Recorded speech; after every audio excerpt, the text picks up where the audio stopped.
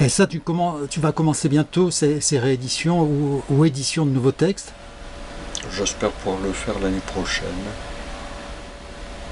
Donc j'espère pouvoir sortir une petite revue autour de la boutique qui servira à la fois qui sera à la fois entre une revue de librairie et un fanzine orienté science-fiction, comics, bande dessinée, littérature de genre. Donc ça permettra de parler à la fois des littératures de genre, puis parler aussi au cinéma qui est lié à ces littératures. Ça permettra de passer des articles, de passer des nouvelles. Surtout qu'aujourd'hui, le gros intérêt aujourd'hui, c'est que les prix de l'imprimerie ont vraiment chuté. C'est-à-dire que tu peux faire de la quadrichromie aujourd'hui à moins d'1 € le numéro.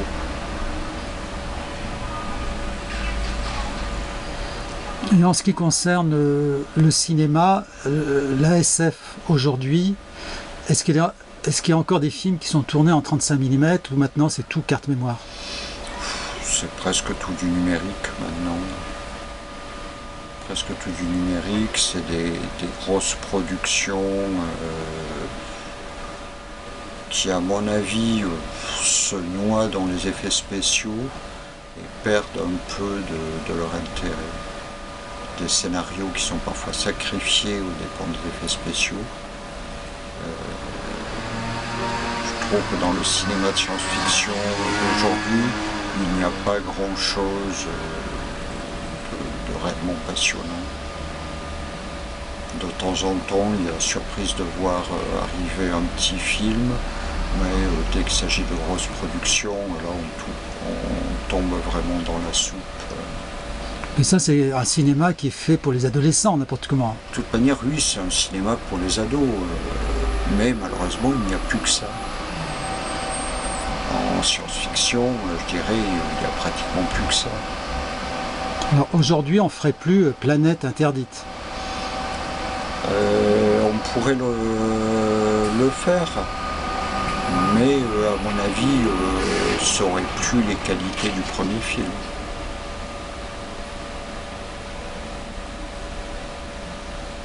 C'est-à-dire que je vois mal des réalisateurs nous faire un équivalent de l'invasion des profanateurs de sépulture.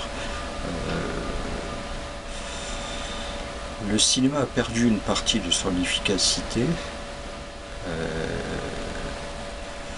et on nous fait des histoires avec des explosions de tous les côtés, mais le scénario on cherche un peu. Mais est-ce que tu ne penses pas que c'est dû au fait que le cinéma n'existe plus? Parce que le cinéma, c'est de la pellicule. Maintenant, on est passé à autre chose. C'est même plus de la vidéo. Ce sont des cartes mémoire. Donc, on pourrait dire qu'on est maintenant dans du post-cinéma, puisqu'il y a eu au départ le pré-cinéma qui était antérieur aux Frères Lumière. Il y a eu des Émile Reynaud et d'autres qui ont fait des films, mais qui n'étaient pas projetables, mais qui étaient déjà des films avant l'invention des Frères Lumière. Donc, tu ne penses pas qu'on serait passé dans le post-cinéma maintenant? Je ne sais pas si on peut parler de post-cinéma. À mon avis, c'est une continuité. On n'a plus le support matériel, mais on n'est pas encore, à mon avis, réellement dans le post-cinéma. Oui, ça mais viendra.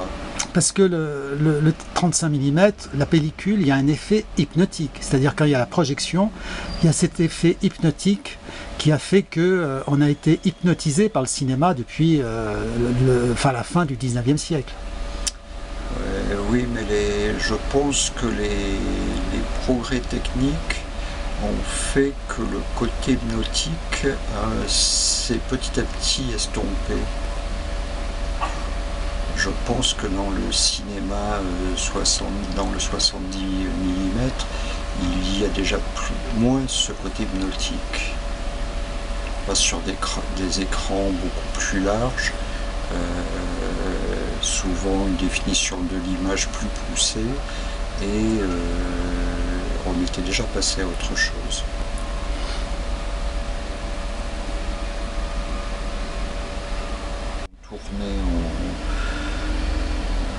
35 aujourd'hui, ce seront ceux qui travailleront avec des producteurs, des petits producteurs, des producteurs moyens, qui utiliseront leur propre matos dans certains cas. Mais tous ceux qui ont travaillé avec les grosses majors maintenant vont tous faire du numérique haute définition. Parce que là, maintenant, le problème, c'est que le 35 mm, c'est très cher. Tu vois, la pellicule, le développement, le tirage des copies, ça a énormément augmenté. Mais l'intérêt du numérique, c'est que tu retournes une scène autant que tu veux. Ça ne coûte pas tellement plus cher, quoi. Alors qu'en 35, si tu foires une scène, la tourner de nouveau, ça coûte de l'argent.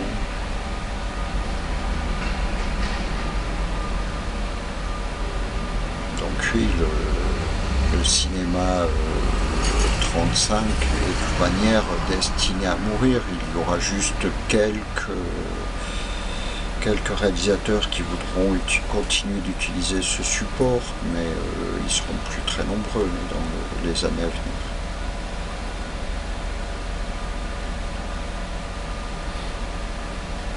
Et puis ça nécessitera d'avoir de l'argent.